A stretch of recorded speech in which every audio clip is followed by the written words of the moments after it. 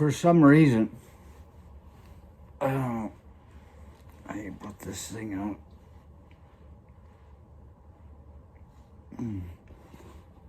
If I wear it right, I can't hear myself talk. There aren't monitors inside the rabbit.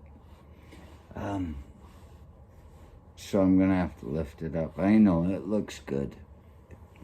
And I'm gonna give you a visual of how it feels to pet Siete. If you ever pet Siete, you go, oh my God. It's great head of hair. That cat, you know. And that's how it looks to feel yourself petting Siete. And that's how it looks a couple days after having pet Siete.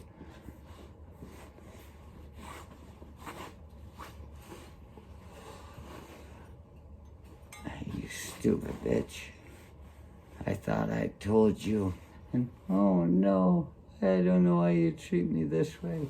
And the next day, I got you flowers, baby. You know I love you. Nobody loves you like I love you. That's what Siete is to me. It's an abusive relationship. Every once in a while, he doesn't attack me, and I think, oh, he must love me.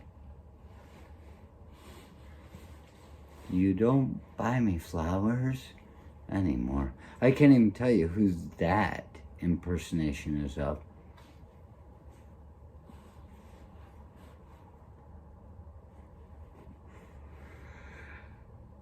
Driving down the freeway today. Come on, baby. Let's get this car in the driveway.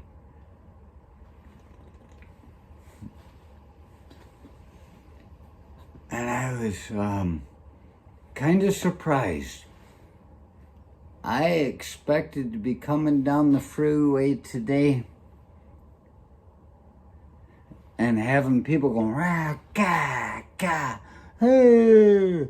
I just expected people to be out of their minds. I didn't know what to expect, truly. And I had, no idea what was going to happen driving down that road.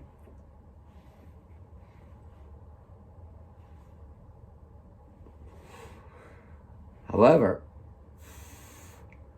I was shocked to find it was a real state of normalcy. People use normalcy all the time. It is a psychological term. A return to normalcy. It should be kept to psychology when they use the word normalcy. It has a certain meaning.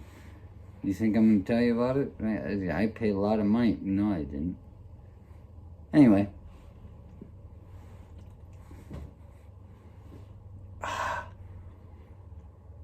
You did.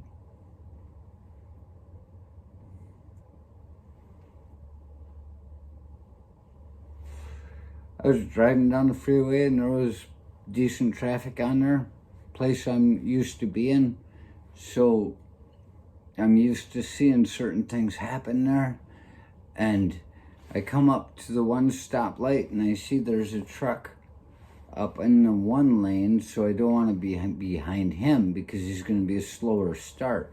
And I was able to get up near the pole position, and he's there in this big truck with a flatbed to carry equipment on and a big Tiger Line trailer behind it with a bobcat on it. And I said, that guy's going to be slow. So I saw him up ahead and I went over there. And as traffic was going, the truck in front of me was going slower and there was space back there. So I said, this guy with this big pile of shit is going faster than everybody else. So I'll get behind him. And so I pulled in behind him. Next thing I know, we're in a 50, he's doing 63. I got a car behind me, so I'm like remembering my special ed training. What do they call that? Driver's ed training. You know, you keep up with traffic. You keep the flow of traffic, you know. So I'm in the middle of all this shit, and I'm like, we're doing 63 in a 50. Cop's gonna try and pull all of us over. It reminds me of that time that we were doing 90 down 127, and the cop came rolling out, and I'd been doing that since exit 282, so making pretty good time. And this cop pulls out. There was a whole crowd of people that were doing 90 that whole way. It was a 55 zone at that time, and they're in the 50. It dropped down to 50 down by St. John, DeWitt, somewhere around there. And this cop came rolling out, and he came blowing by in front of all of us. And I was like second or third in this thing that had been just going, yeah, making good time. And we all slowed down, but he got that guy that was leading ahead of us. And he's standing on the side of the road as I'm driving by, and he was looking, and he was pointing at every one of us, and he pointed at me, and he said, I wasn't even a leader, but he said, you pull over right now. And I just did my best. I don't know what the fuck you're talking about. Look, and I looked off into the field over there like there was a deer, and I shrugged my shoulders and kept going. What are you trying to point to me? But that's it. So we're in this big heap of traffic with this guy in front of me, and as it splits there, same place. I've been to this place. I know how it works. But that's where progressive irrigation tried to run me off the road and kill me. Tried. Not like almost. That's a different word than tried. They tried to fucking kill me in that big rig. I'm gonna put down in the description things, the playlist, the couple of videos I got about that, because you should know about them. They're trying to kill you. They're trying to kill everybody around them. And I'm behind this big ass truck with a bobcat on the trailer, and he's just gunning it, trying to fucking keep a guy. There was all kinds of room. It was a quiet day today. That was the weirdest thing. And that's what I'm saying. We've had a return to normalcy. Traffic is moving courteously, and you've got progressive irrigation out on the road just trying to fucking run somebody off. It's like it was before. They're trying to fucking kill people. They've got comments in the Gaylord, Michigan one even, I think. But yeah. They're just maniacal. And if you want to know how, it went back down in, and that guy was able to get ahead of him without him killing him. He's pulling up, and that trailer with the bobcat, he's just, he's speeding a lot faster than he should be with that stuff. And back tire of the trailer goes off the road. The damn thing on the bobcat's bouncing around, and then they come up, and in that little 2-lane thing, I noticed how bright red, the color red, that the cab of the truck was, and it didn't say progressive irrigation on it. And this is where you get to question me. I say, was it? And I say, of course it was. These people don't want people to know who they are. They're out there running people off the road. And as I saw that, I know where their place is, because I looked it up. And I said, this fucker's going to turn left up there at that next light. And he did. And I was right behind him. And see, the last time the guy kept going by it because I passed by him and got the name off the side of the truck. So he said, I'm not turning and letting this fucker know where I'm going. I just almost killed him and he survived. And I said, this fucker, he doesn't know that I'm watching him. He's going to take his left right up here. And he did.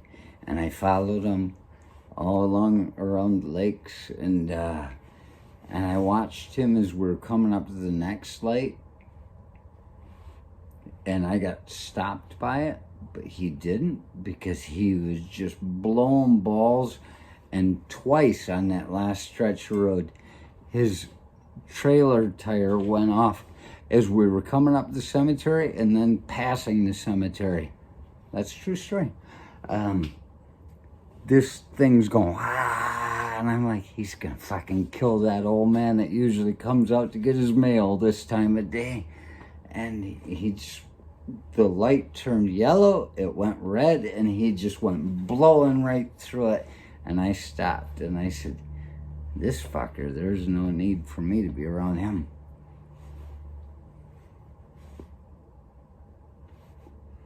So what I'm saying, there is a return to normalcy. There was something that got me started on this. I'm going to light this cigarette. I might be able to get back to it.